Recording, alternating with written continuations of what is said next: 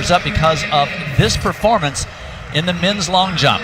Well, this is Kerry McLeod from Tennessee, coached by a good buddy of ours, Travis Gippert. He comes into the meet with a 26.9 and a quarter.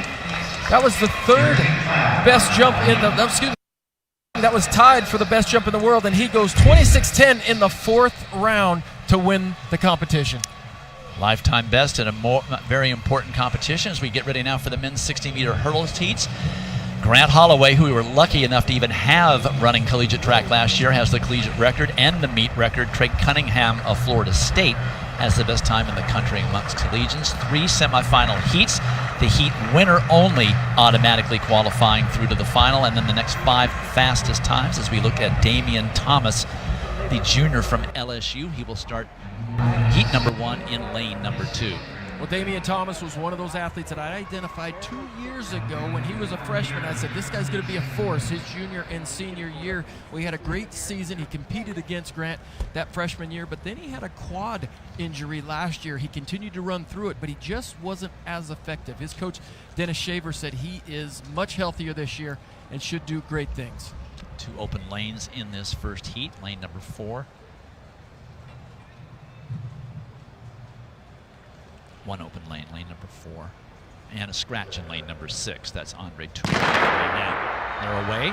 Damian Thomas right there, first over the hurdle. Now he's picking up some steam, but down in lane 8, Robert Dunning of Alabama making a race out of it. But Thomas winning the heat and therefore automatically qualifying through to the final. No, it is Dunning. They give it to Robert Dunning. It's awfully tough from where we are when you've got a guy in lane number 8 with nobody around him, but Dunning of Alabama wins the heat and automatically qualifies. Look at him on the left side of your screen. Yep, Dunning, Robert Dunning, closest to us from Alabama. He certainly had the credentials for us to mention off the top, but we ran out of time. But he's run 7:64 this season, number 5 nationally ranked.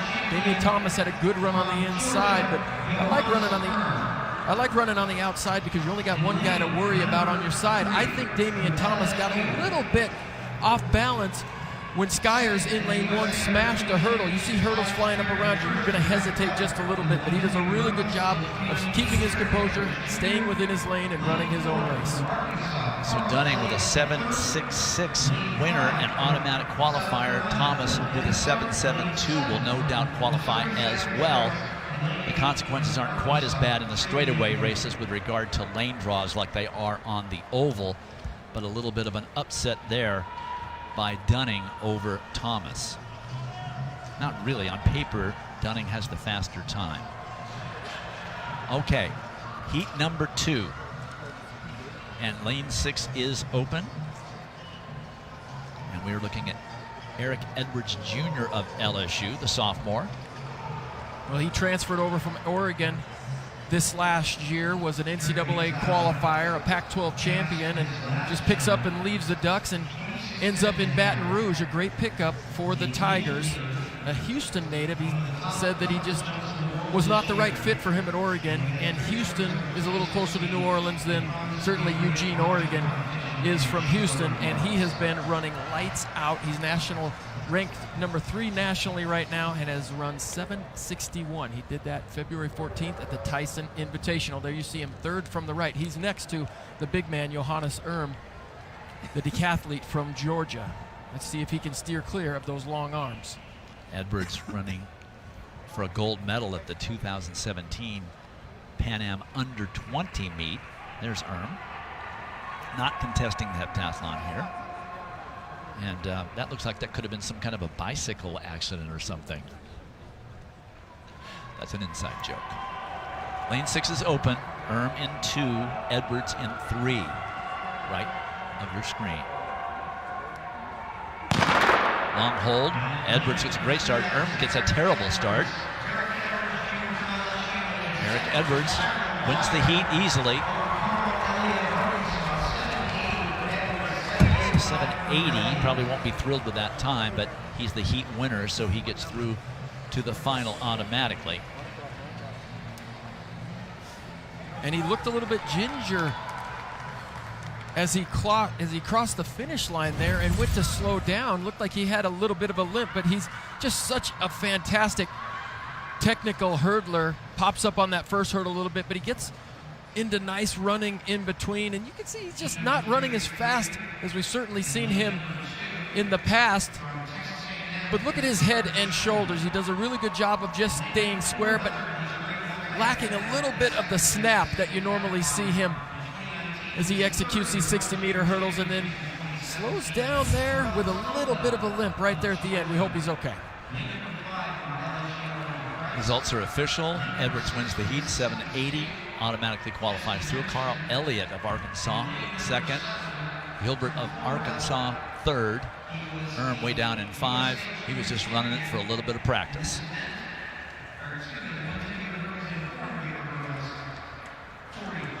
Third heat of 3, and this is Corey Poole of Florida, the junior.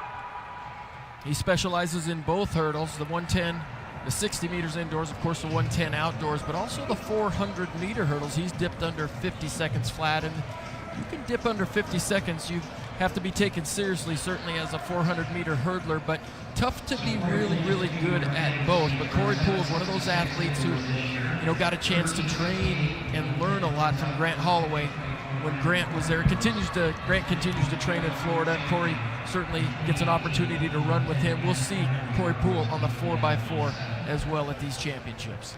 2 open lanes here in heat number 3, lane 1, lane 3. Poole will start out of lane 7. On paper, the class of the field at 7.66 for a personal best and season best from 2 weeks ago. Final heat of 3. Heat winners only automatically through them. The next 5 fastest on times. The bubble is 8:01. So run 7 anything in tomorrow's final. Now the decathlete from Georgia in lane 4, Karl Tilga, real big guy from Estonia, just getting some work in.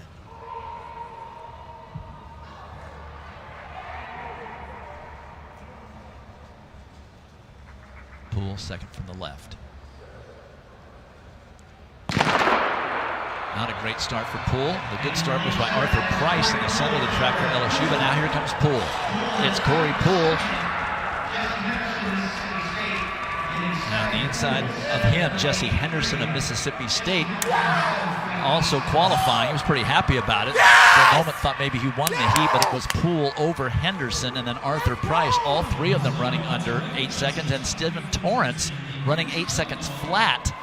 That might also get him in. So 4 out of this heat possibly qualifying to tomorrow's final. The heat winner running 7:83.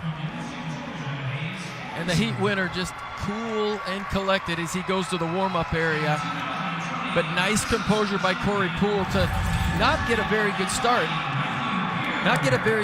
But be able to really hold his hurdling form together. And it's Corey Poole certainly is the easy winner. Second place, Mississippi State. There's Jesse Henderson with a nice lead. And in third place, Arthur Price. Here we go. Corey Poole, nice and close to the hurdle. Gets his lead arm up early. Runs off that last hurdle. No need to dive at the tape. It was Stephen Torrance on the outside who got a really good start, but he stumbled on the third step. Didn't seem to phase Corey Poole at all. But the key to good hurdling is stay within your bubble, stay within your lane, and forget about the chaos going on around you. So Poole wins the heat pretty easily, but the class of the competition was Robert Dunning of Alabama with his 766. 4 of the athletes from that heat not qualifying, 792. So the bubble went way down as a result of that particular heat. Price getting in there as the last qualifier, but Robert Dunning at 766, the class of the field by far. We'll see if he can match that performance tomorrow as we move along now through the women's 60-meter hurdles. Speaking of class of this event, there is the best 60-meter hurdler in the country in Tania Marshall from LSU. But get this, her 786 that she ran back in January, number 3 in collegiate history, 5th all-time best ever since 2013 when Brianna Rollins, now McKnight, ran. She has been a force in these hurdles. I talked to her yesterday and she said, it's been my mindset Physically, I'm fine. Technically, I'm fine. But I have come into this race with a better mindset. Same situation as the men with 3 heats in the same qualification. Brianna Rollins, the Olympic champion from Rio, is the collegiate record holder. Kenny Harrison, the world record holder, is the meet record holder. And Tanea Marshall, we've already mentioned, has the best in the country this year at 786. It's number 3 collegiate all time. She will be in lane number 6. Little correction for Brianna Rollins. It's McNeil, not McKnight. Here's how they will line up. Lane 8 will be open in this first heat. Tanea Marshall in lane number 6.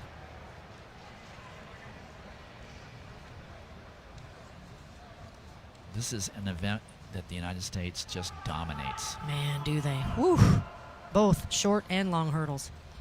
It was a medal sweep in Rio in the 100-meter hurdles, and the U.S. won a gold and a bronze in the 400-meter hurdle. So of the 6 medals available, U.S. winning 5. And this summer, they could go all 6. Great reaction by Marshall in lane number 6. But next to her, Grace Stark of Florida giving her a run for it. Stark wins the heat. Wow. 794 corrected to 793 for Stark. That's a huge PR. 8 flat for Marshall. Stark moves into the number 2 position behind Tanea Marshall in the NCAA. Not only that, but it puts her also 9th in the world. Stark is 3rd from the left of your screen in the all black. Got a great start. Look at her center of mass. There is 0 deviation when she goes over the hurdles. You don't want to spend a lot of time in the air, and you want to make sure that your touchdown time with that lead leg is just like a regular snap step as if you were sprinting. Marshall was to Stark's right. Tanea told me that she has got to make sure that 3rd hurdle right there that she doesn't fall apart. She said, I always have 2 steps further ahead of what I want to do when I go into that hurdle. Tanea Marshall keeps her head down, but look at Stark to her left. Stark's arms are actually a little bit side to side, and I'm very shocked that she was actually able to bring them back in and sprint off that last hurdle for that time. But man, that's a huge PR for Stark. It's kinesio tape acting as an extra quadriceps muscle. 793 is the equal 13th time in NCAA history. And she wakes Tanea Marshall up a little bit. 8 flat for Marshall. She will certainly qualify through on time. And a bit of a wake-up call going into tomorrow's final for the LSU hurdler. Speaking of a wake-up call, Stark just went number 2 in the nation. And who was number 2 prior to that? The 795? Aaliyah Armstrong, LSU. Just freshman. Yeah, this is what I was just going to get into. This freshman class that Dennis Shaver has brought in has just been phenomenal year after year. He told me that Aaliyah had a little bit of a breakthrough because of the training that she had to adjust to coming out of high school into college, but it was a little overwhelming, and now she has had this breakthrough coming in here, and he said, you've had a full freshman indoor season. You're no longer a rookie. 2 open lanes. As Destiny Rocker of South Carolina has scratched out of lane number 7. Armstrong in lane number 3. Second hurdler from the right, but in lane number 3.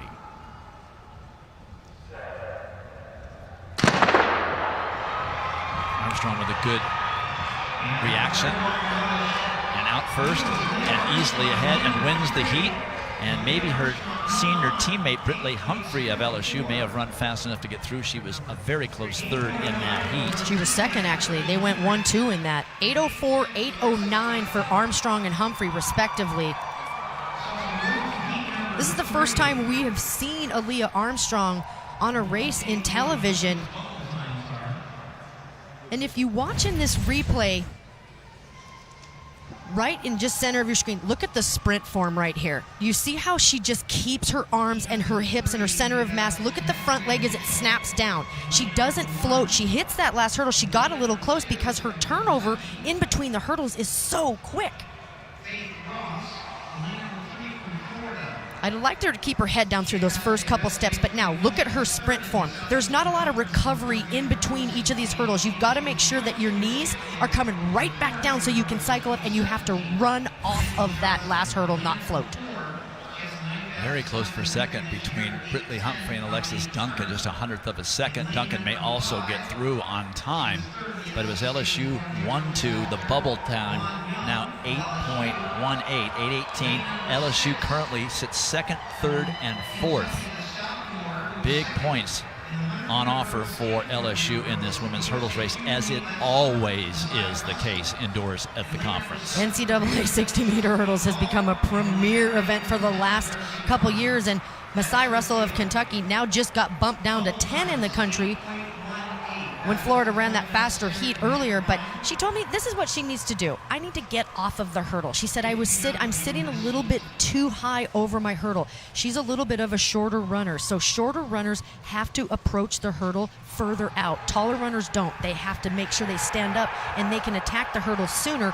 But the center of mass when you start to jump that you cannot change for shorter runners has to start out. So Masai said she has got to attack the hurdle sooner for her to make sure that she can run off and have that nice sprint in between. Russell's teammate in this race in lane 2, Faith Ross, has run 8:06 as a personal best, just not this year. Same with Dominic Turner of Tennessee. The senior has run 8:10 this season. No open lanes in this third and final heat. And another LSU athlete entered, Milan Young, in lane 5. They already have 3 in the final. Can they get a 4th? But Masai Russell will start in lane number 6, third from the left of your screen when they pull out.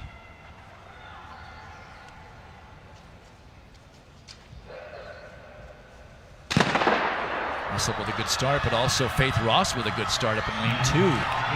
And in the middle of the turn, Dominic Turner. It's going to be Turner and then Russell. Dominic Turner, the senior from Tennessee, ran that 8:10 about a month ago. And Dominic Turner was trying to make her first SEC final in this event, and she did at 8:20 officially for Turner from Tennessee, who was in lane 4.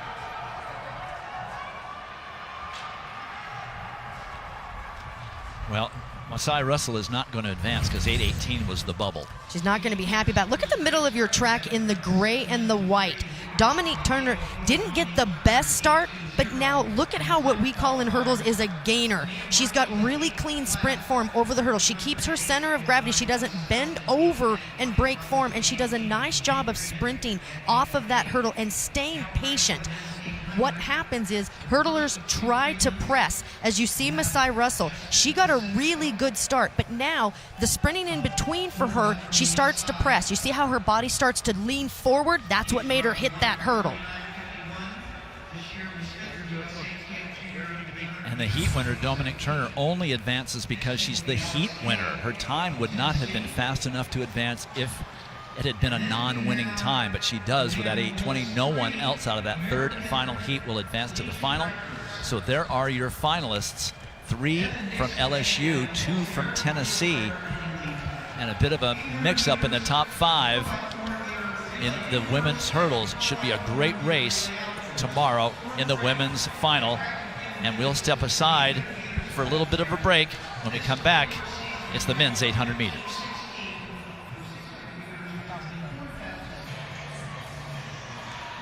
And we are back at the Gilliam Indoor Track Stadium for more of our coverage of the SEC Indoor Track and Field Championships. Dwight Stones along with Dan O'Brien, Jill Montgomery, and Laura Overton as we get ready now to go back to the oval. The men's 800 meters, 2 semifinal heats. Paul Ehring, the 1988 Olympic champion, is still the collegiate record holder. Donovan Brazier, who used to go to school right here at Texas A&M, who is the American indoor record holder in this event, is the meet record holder, and Isaiah Jewett holds the best time in the country. And there's senior Devin Dixon, for many people at the time, sort of the replacement for Donovan Brazier, who left after his freshman year. But boy, has Dixon time, holds the best time in the country. And there's senior Devin Dixon. For many people at the time, sort of the replacement for in this event is the meet record holder, and Isaiah Jewett holds the best time in the country. And there's senior Devin Dixon. For many people at the time, sort of the replacement for Donovan Brazier, who left after his freshman year. But boy, has Dixon earned his keep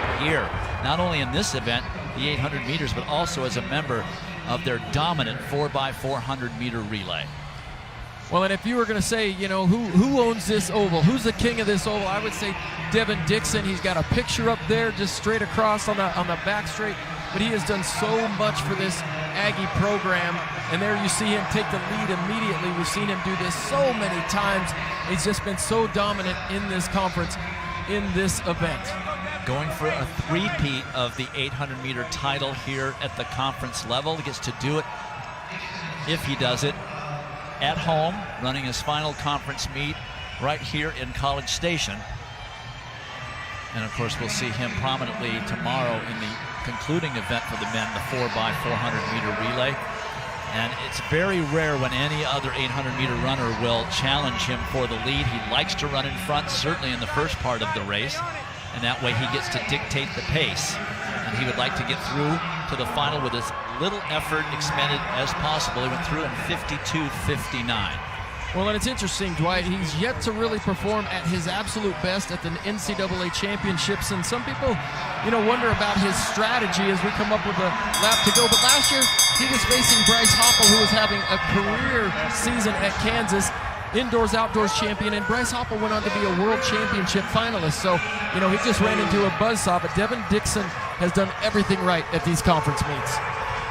Dixon completely controlling this race from the front, wire-to-wire winner. Remember, it's the top two who automatically qualify. And in second place, who we've never mentioned, I apologize, Justin Pacifico of Florida. He's going to qualify the senior to tomorrow's final. The Devin Dixon, just another day at the office, 1:48.62, making it look like just a tempo run, like he could maybe do another one with 3 minutes rest. Well, then we may see him in the 4x4 a little bit later tonight, but to see him run tomorrow, maybe, you know, on the distance medley relay, probably not, but to see him come out, run a race or two each day, back-to-back at a championship meet is something that he does on a very regular basis. Well, there you see him coming home. He only ran his first 800 meters just last week at the Texas A&M Twilight, his first open race of the indoor season. What we haven't said is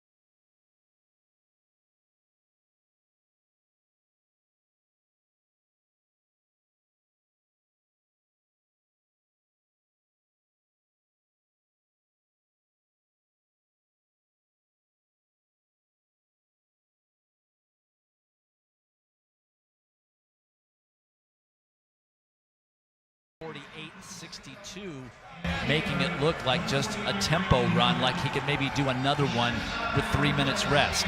Well, then we may see him in the 4x4 a little bit later tonight, but to see him run tomorrow, maybe, on the distance medley relay, probably not, but to see him come out, run a race or two each day, back-to-back at a championship meet is something that he does on a very regular basis. Well, there you see him coming home. He only ran his first 800 meters just last week at the Texas A&M Twilight, his first open race of the indoor season. What we haven't said is that was not exactly a fast race, so the guys that finished outside of those automatic qualifying positions, just barely breaking 150, that's a huge advantage for this second semifinal, knowing that, hey, if I break 150, I'm in. Well, here's where the great coaching comes in as well. You get your guy inside, you say, you know what you need to run. Now you're running for time. Get in there, race, mix it up, but let's run faster than the appointed time right there. It's not like A&M doesn't have 800-meter runners. Here's their other senior, Carlton Orange, from Memphis, Tennessee originally, but a big part of this sort of long sprint middle distance program that Pat Henry has here at Texas A&M, and another opportunity for the senior to run the final indoor conference meet of his career right here at home. And he gets overlooked just a little bit because of Devin Dixon. As they stand him up, a lot of movement there. Those officials want everybody to come up, stay off the line, be completely still before they shoot the gun. But Carlton Orange, he was fourth at the outdoor championships in the 800.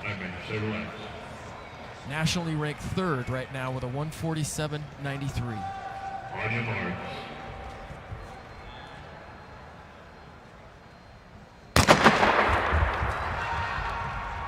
Orange also slated to run in that 4x400 relay, the concluding event tomorrow.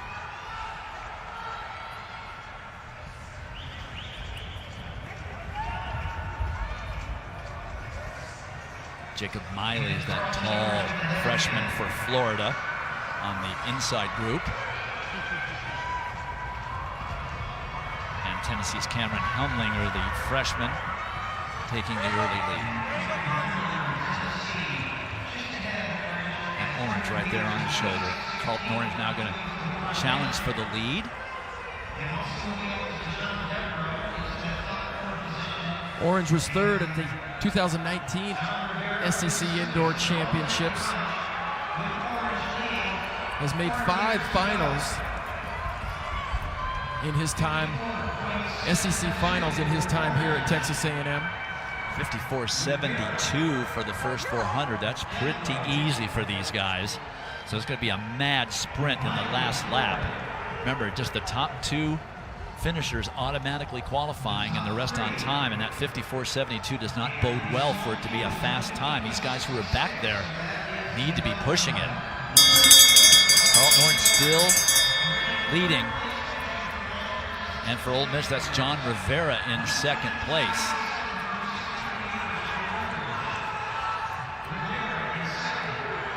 Dejan DeVroe of Mississippi State is right there as well. Oh, a little crash there.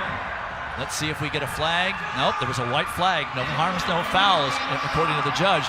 Orange really running out of gas. There is DeVroe and Rivera. Orange is not going to automatically qualify. And 150-195 the winning time. We might not see Orange in the final. That 54.7 opening 400, it surprises me that Carlton Orange did not have more in the tank than that. Well, he really lost a lot of his momentum with about 100 meters to go on that back straight. There you see Carlton Orange. He's running on the outside of lane 1. And somebody, he tries to pass him on the inside. And he tries to shut it down. But you can't give somebody a lane and then close them down. But it looked like everybody lost momentum there. And it's the individual from Mississippi State there, DeVroe, who was able to re-accelerate. And we say Carlton Orange might not make it through. Did anybody from that heat?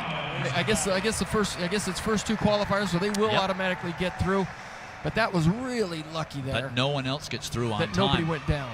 So Carlton Orange out, not a time qualifier, and that to a large degree was his going out as slow as he did, but his momentum was really broken when Rivera tried to pass him on the inside. But if you're going to give a guy the inside and the guy tries to take it, you can't shut him off like that. I looked right at the judge, and his white flag went up immediately. There are your qualifiers, led by Devin Dixon, who looked like he was just jogging, and he will be the leading qualifier as we get ready now for the pentathlon. And Jill Montgomery. No better way to end a women's pentathlon at Texas A&M than for Texas A&M Aggie Tyra Gittens. She is the 2018 Outdoor HEP champion, and she's got the personality to match it. I try to have a calm facial structure. Just even though my head is going berserk, I try to keep my body calm, and that kind of balances things for me. And so, as soon as I hit the track, it's just held in me for so long. It just explodes. That's what happened. So. That smile. The 60-meter hurdles was the first event. She ran 8:52 for 1,013 points, but the high jump is the second event. And this was 6'1", a personal best for her. That actually puts her third on the individual SEC high jump list. The next event is the shot. Her second attempt, you only get 3 in the multis, and this one was launched out to 42 feet 9 3/4 inches, and that gave her 731 points. She had a very good one rolling here. Long jump is the next event. When you've got 3 good events going into the long jump, it just puts your mind at ease. Again, her second attempt, you only get 3 in a multi-event. Wonderful speed. Watch this setup right here. Boom. You see that penultimate step shortened down, launches her into the air, 20 feet 7 inches. Good for 934 points. And the 800 is the last event in the same day, all 5. Her personal best going in was 2:34.37. She runs a 2:32.76, a brand new personal best, 2 seconds faster. This score of 43.91 gave her a new personal best, a Trinidad and Tobago national record, a school record, the first time an SEC champion comes out of Texas A&M, and she leads the country. Tyra Gittens first, Anna Hall second, and Gianna Edwards of Arkansas third. All right, out of the multis and back onto the oval for the women's 800 meters, 2 heats. Jasmine Frey, still the collegiate record holder. She has moved on from Texas A&M. Nicole Cook, the meet record holder from Tennessee. And then the Aikens of Penn has the best time in the country. From Georgia, this is senior Amber Tanner, who we will also see in the 4x400. I spoke with Amber yesterday, and she said she is so physically fit. She said she moved into a new place. She doesn't have roommates anymore, and she's been cooking for herself. And she said since then, she said her strength has gotten so much better. So she said, physically, I am fantastic, but the only thing that I'm really focusing on is her mental side. She said, I have such a peace of mind coming off of last season into this season. I don't feel any pressure, and it has really helped me to run very well. So same qualification criteria as the men. The first 2 finishers in each of the 2 heats will automatically qualify to tomorrow's final. And then the next 4 fastest times overall. And we saw what happened in the men's. That second heat, knowing exactly what they needed to do on time, went out there and did not produce. A couple of very good Florida Gators in this heat as well. Imogen Barrett with hip 1. She is currently sitting right around third, tied for third right there on the inside black. And then Abby Harrelson from Florida as well. Imogen Barrett, she was the SEC Outdoor 1,500 meter champ in 2019, so she's got really, really good strength as well as speed in this 800. Here's what's happening in this first 400 meters. The first 200 going into the first 300, you want to make sure that you set the tone for this next part of the race. Get out, but you don't want to expend so much energy going into this 400 that you can't have any kind of movement right here. This next 200 is where moves need to be made. You cannot fall asleep, and you have to make sure that you have set yourself up to have enough gas in the tank if you want to make a pass.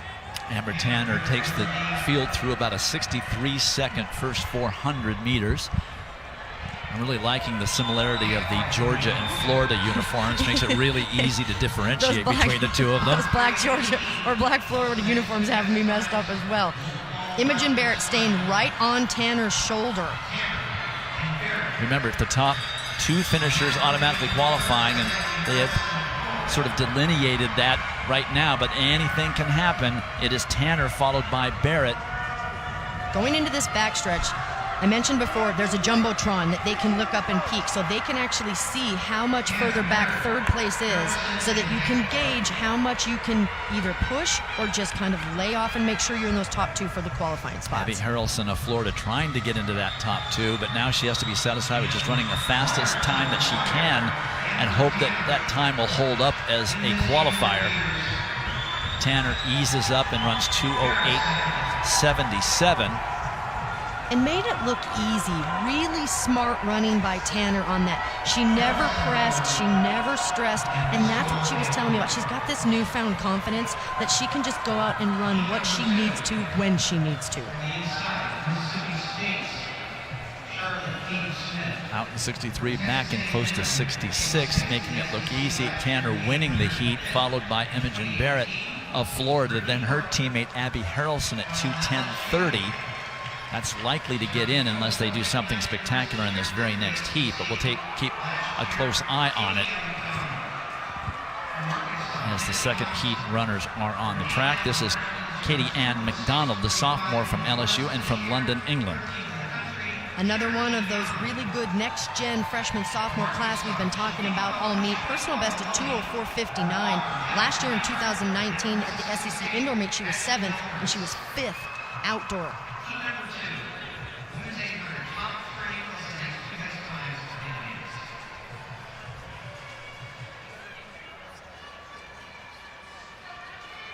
So those who think they won't finish in the top 2 need to watch what the pace is doing.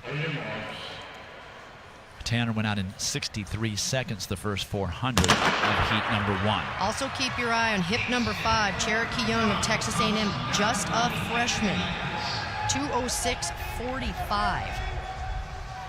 Young from Kingston, Jamaica.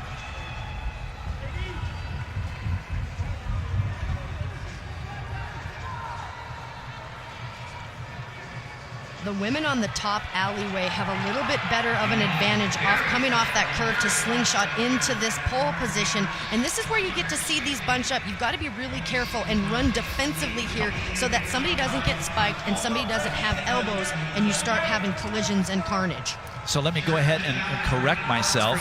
The qualifying for the women, unlike the men, is the first 3 across the line and then the next 2. That sort of changes things. So that means that Harrelson is automatically qualified from heat number 1. Yep. So back to heat number 2 as McDonald continues to lead with Parker of A&M and Young of A&M in pursuit. Just under 63 seconds, so slightly faster than heat number 1. And you see Kennedy Thompson from Arkansas now moving up into second. She really ran on the further side coming down into that finish line stretch, but she tucked back in. That was a really smart move for the junior.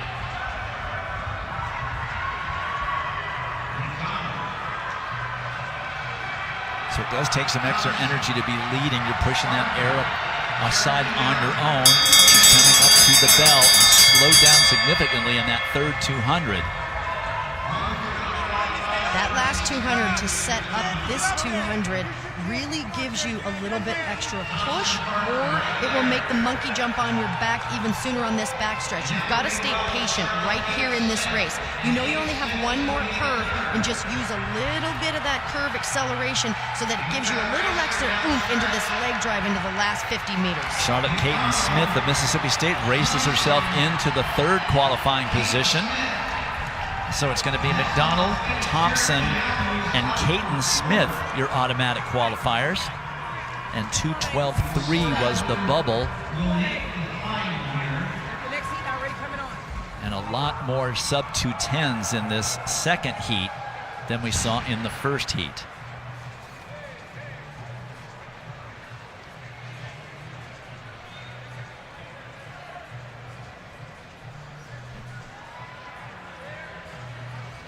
So not sure why the qualification criteria was different for the women than the men, but it was, and I apologize.